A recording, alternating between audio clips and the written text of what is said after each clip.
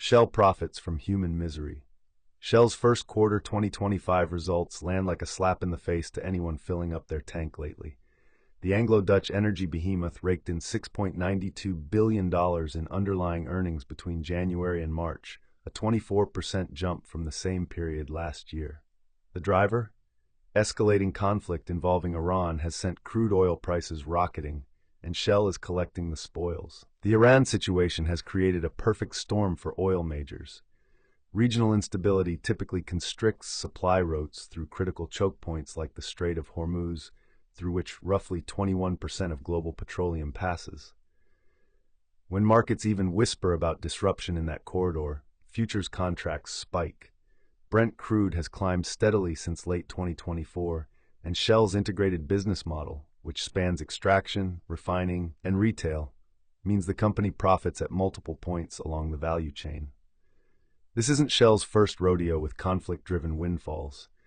The company faced fierce criticism during the 2022 Ukraine energy crisis, when it posted record annual profits of $39.9 billion, while British households struggled with heating bills. Back then, the UK government imposed a windfall tax on energy profits. This time around, Shell has preemptively increased shareholder returns through buybacks and dividends, moving cash off the balance sheet before politicians can debate similar measures. The timing is particularly awkward for Shell's climate commitments. CEO Wael Sawan, who took the helm in January 2023, has already scaled back the company's renewable energy targets, arguing that fossil fuels will remain central to energy security for decades. These blockbuster profits from oil price volatility only reinforce Shell's strategic pivot back toward hydrocarbons.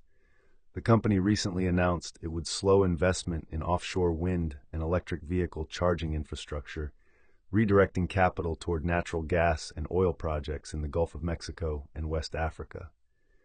Consumers are caught in the crossfire. Average gasoline prices in the United States have climbed above $4.20 per gallon, while European diesel costs have hit multi-year highs. Meanwhile, Shell's profit margin on refined products jumped 18% quarter over quarter. The disconnect between corporate earnings and household budgets is becoming impossible to ignore, and it's fueling renewed calls for government intervention in energy markets. The broader energy sector is following Shell's lead.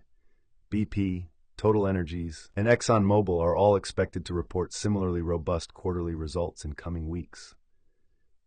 When oil prices rise due to supply shocks rather than demand growth, producers win and consumers lose, a zero-sum dynamic that raises uncomfortable questions about whether energy companies should benefit quite so handsomely from global instability.